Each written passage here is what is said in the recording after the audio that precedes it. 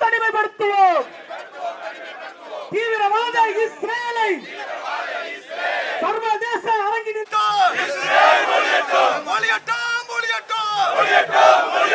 இலங்கை ஒளியட்டும் வெல்லட்டும் பாலஸ்தீனம் வெல்லட்டும் ஒளியட்டும் இஸ்ரேல் ஒளியட்டும் தடுத்து நிறுத்து இனப்படுகொலை தடுத்து நிறுத்து இனப்படுகொலை தடுத்து நிறுத்து வெல்லட்டும் பாலஸ்தீன போராளிகள் வெல்லட்டும் பாலஸ்தீனம் வெல்லட்டும்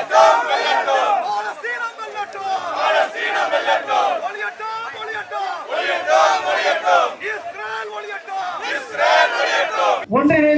வணக்கம். திராவிட விடுதலை கட்சி தலைவர் அன்பு மகேஷ் இங்கு அதாவது காசா மீதான இஸ்ரேல், அமெரிக்கா, பாலஸ்தீன நாடுகள் போர் தொடுத்துக் கொண்டிருக்கின்ற இந்த சூழலிலே திராவிட விடுதலை கட்சியின் சார்பிலே இந்த போரை தடுத்து நிறுத்த இங்கு தமிழ்நாடு முழுவதும் உள்ள பெரியார் உணர்வாளர் கூட்டமைப்பு சார்பாக இங்கே அணிதிருந்து வந்திருக்கின்றோம்.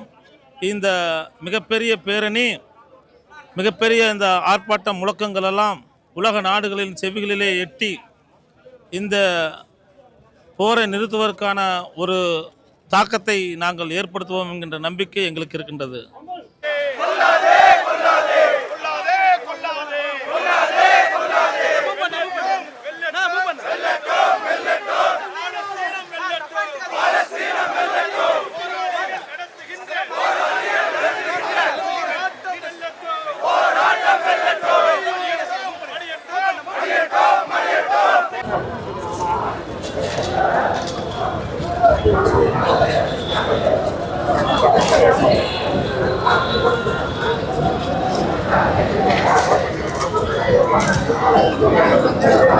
காசா பாலஸ்தீனத்தினுடைய வெற்றிக்கு பிறகு அமெரிக்கா இஸ்ரேலினுடைய அந்த ஆதிக்க வெறி அது இன்னும் அடுத்தடுத்த சிறு நாடுகளுக்கும் தொடரும் என்பதை தான் நாம் தெரிந்து கொள்ள வேண்டியது இருக்கிறது. எனவே அமைதியை விரும்புகிற, மனிதாபிமானத்தை விரும்புகிற, மனித மாண்பை விரும்புகிற அனைவருமே இஸ்ரேலினுடைய இந்த கொடுமையை கண்டித்து உடனடியாக பொருளாதார தடையை இஸ்ரேலின் மீது விதிக்கும்படி அனைவரும் நிர்பந்திக்க வேண்டும். ஆக அதுதான் இங்கே எங்களுடைய முக்கிய நோக்கமாக இருக்கிறது.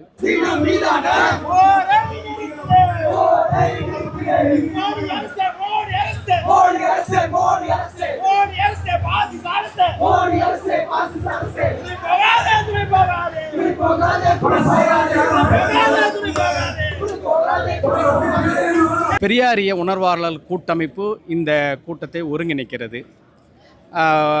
கூட்டமைப்பினுடைய ஒருங்கிணைப்பாளர் தமிழர் விடியல் கட்சியினுடைய தோழர் இளமாறன் அவர்கள் தான் இந்த கூட்டத்தை ஒருங்கிணைக்கிறார். இதில் கோவை கு. ராமகிருஷ்ணன், தந்தை பெரியார் திராவிடர் கழகத்தினுடைய பொதுச் செயலாளர், திராவிடர் விடுதலை கழகத்தினுடைய தலைவர் தோழர் கொளத்தூர் மணி, ஆதி தமிழர் பேரவை, தமிழ் புலிகள் கட்சி, திராவிட தமிழர் கட்சி, மே 17 இயக்கம் திருமுருகன் காந்தி, மனிதநேய மக்கள் கட்சி, இதனுடைய சிறப்பு அழைப்பாளர்களாக நாடாளுமன்ற உறுப்பினர் மதிப்பிற்குரிய தோழர் விடுதலை சிறுத்தைகள் கட்சியினுடைய தலைவர் திருமாவளவன் அவர்கள், ஜவாஹருல்லா சட்டமன்ற உறுப்பினர் ஜவாஹருல்லா உள்ளிட்ட அனைத்து தலைவர்களும் இதில் பங்கேற்கிறார்கள்.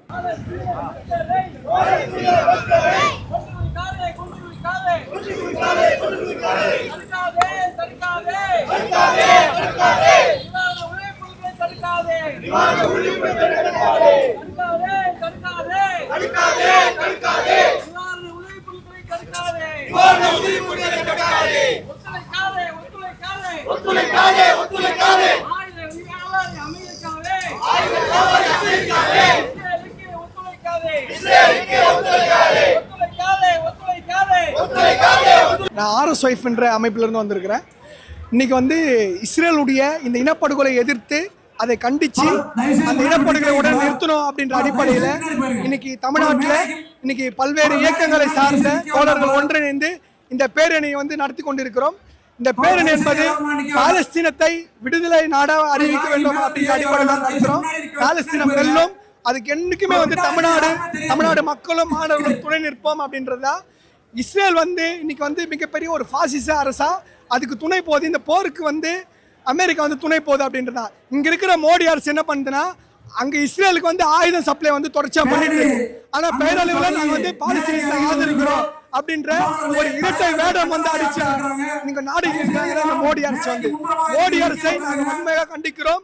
தமிழ்நாடு மக்களும் இந்த உலக மக்களும் இன்னைக்கு வந்து பாலஸ்தீன ஆதரவாக பல்வேறு நாடுகள்ல போராட்டங்கள் வெடிச்சு இருக்குது.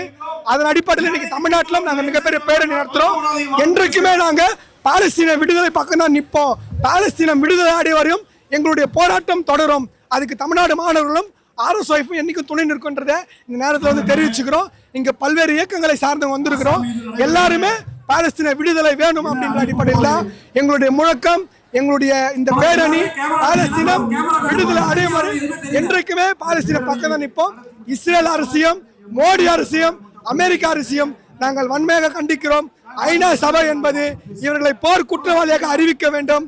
இஸ்ரேல் வந்து பிரதமர் நெதன்யாகுவை போர் குற்றவாளியாக அறிவிச்சு அவரை கைது செய்ய வேண்டும் என்று கேட்டுக்கொள்கிறோம். நன்றி.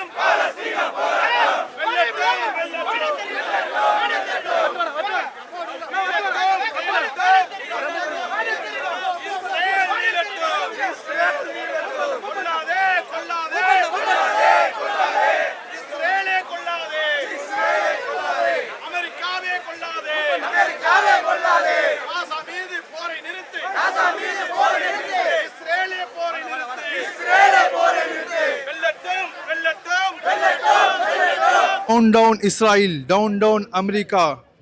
வாழ்க பாலஸ்தீன்.